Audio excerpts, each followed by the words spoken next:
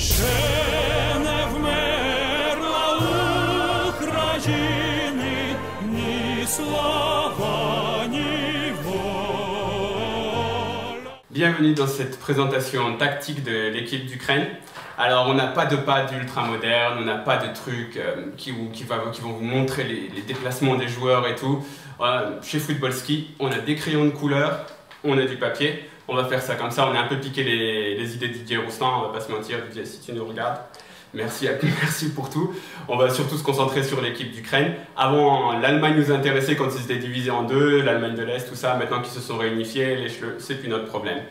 Allez, on va commencer tout de suite avec ce beau papier. Alors, on part de tout en bas, mais vraiment de tout en bas, puisqu'on part de Piatov.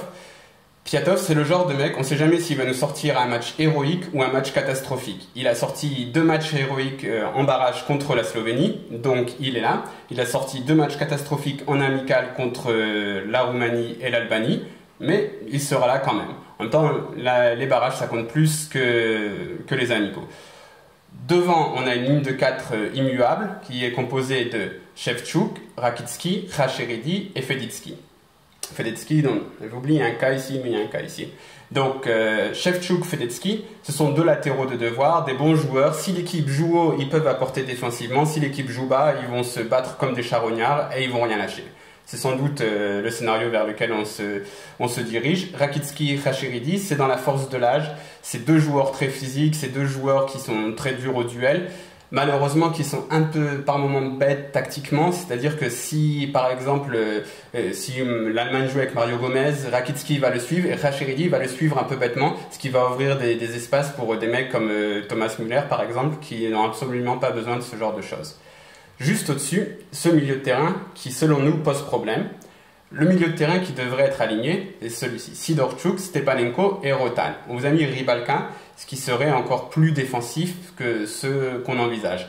Alors pourquoi c'est défensif? Parce que bon, Stepanenko, c'est un milieu de terrain défensif pur, un ratisseur, quelqu'un qui fait le boulot, qui ne peut pas sortir de l'équipe, c'est clair et net. Ensuite, on a Rotan, qui est un joueur délicieux, le Pirlo du Dnipro, mais sur lequel le poids des ans commence à peser vachement, et qui peut donc plus trop s'aventurer, et qui au fil du match perd un peu le fil. Et celui qui devrait être aligné, c'est Sidorchuk, qui est un peu l'anomalie de cette sélection, puisque s'il avait été très bon la saison précédente, sur la saison qui vient de s'achever, il a été plutôt anonyme, il n'a rien fait de formidable, mais le truc c'est qu'à la place d'être un milieu relayeur, Sidorchuk c'est un milieu travailleur, c'est-à-dire qu'à la place de faire le relais entre l'attaque et le milieu de terrain et la défense, il va travailler, alors il va travailler partout, il va être là, il va aller au duel là, un peu partout, mais il va pas trop aller par là. Donc ça c'est un peu le gros problème de cette composition. Et c'est pour ça que ça va être un problème. Bien sûr, on peut nous dire oui, Sidorchuk peut être amené à monter, il a marqué quelques buts, il n'en a pas marqué beaucoup cette année, et il va encore moins s'aventurer s'il doit compenser les vieilles cannes de Rotan. Donc ce milieu très conservateur que Fomenko va sans doute aligner, qui est très confortable pour lui, puisque Stepanenko assure défensivement, Sidorchuk assure défensivement, et Rotan va assurer défensivement et peut lancer des longs ballons. Et ça, c'est un atout lorsqu'on veut jouer défensivement. Le problème, c'est qu'on se prive un peu des qualités des 2 arguments majeurs de l'équipe d'Ukraine, Konoplyanka et Yarmolenko. Puisque entre le milieu de terrain et l'attaque, on va avoir une espèce de no man's land qui va devoir être compensé par les 2 ailiers. Et donc, à la place d'être là et là, Konoplyanka et Yarmolenko vont être là et là. Pour Zozoulia, de toute manière, ça change rien. Lui, qu'on joue défensivement ou offensivement, il aime se dépenser et apporter à l'équipe, donc il va forcément redescendre. Et on va avoir une ligne ukrainienne qui n'ira pas plus haut que ça, ce qui est quand même embêtant, surtout que Konoplyanka et Yarmolenko sont 2 joueurs qui, lorsqu'ils sont positionnés haut, peuvent faire très très mal.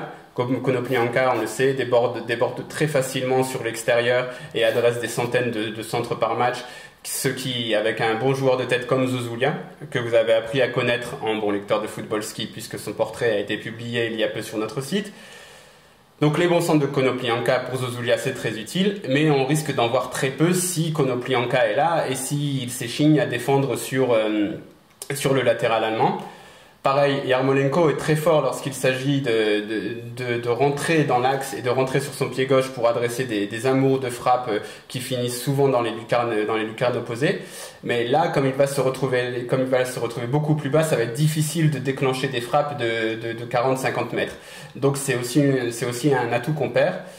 Et enfin, Zozoulia, ces deux atouts majeurs, ce sont sa combativité et son jeu de tête. Sa combativité, elle sera mise à rude épreuve et il va l'utiliser dans tous les cas. Son jeu de tête, de loin, comme ça, pas dans la surface, il va sans doute servir à pas grand-chose. Donc ça, c'est la compo qu'on risque d'avoir et qui a comme gros point faible d'avoir un énorme no man's land qui, au lieu de se situer là, va finir par se situer là.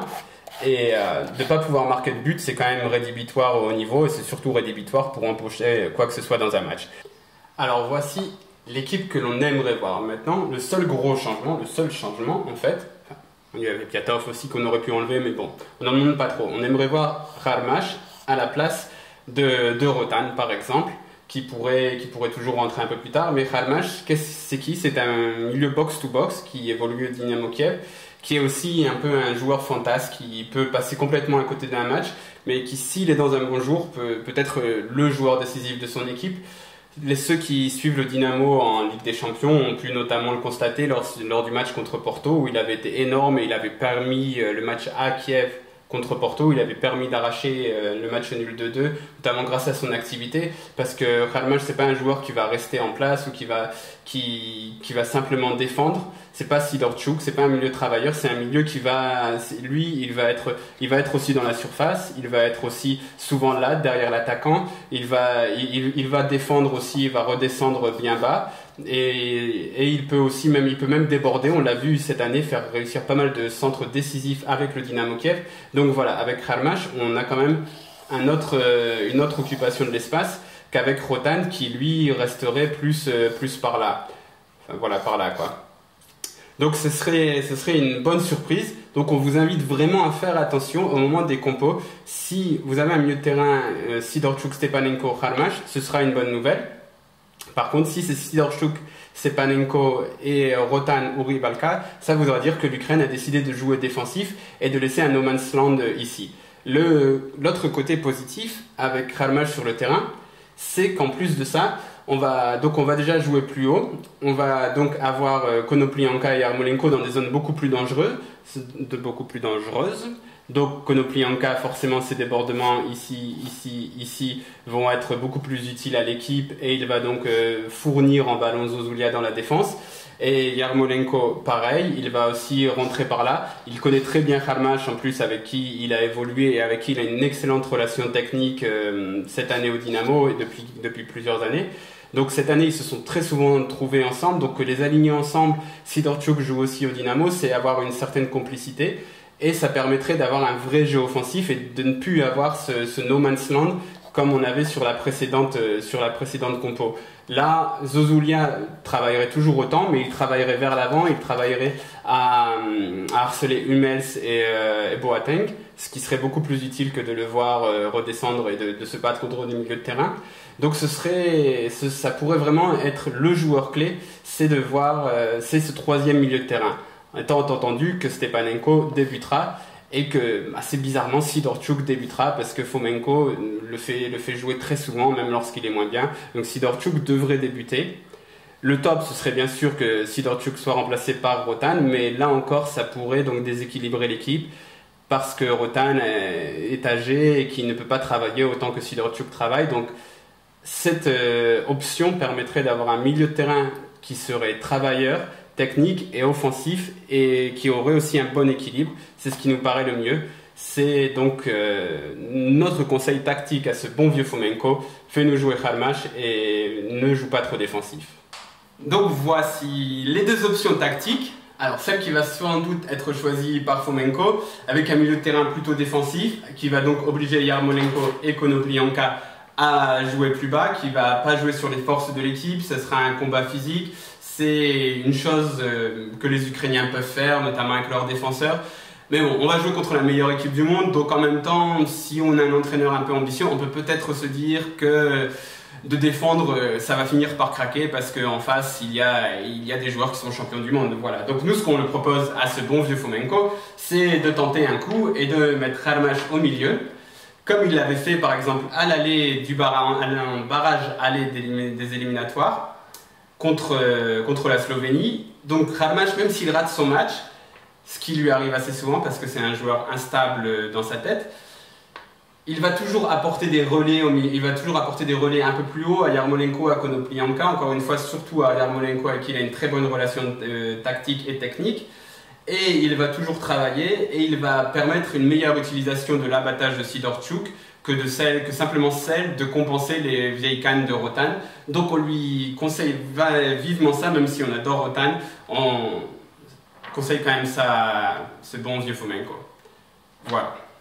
Душу и тело мы положим за нашу свободу.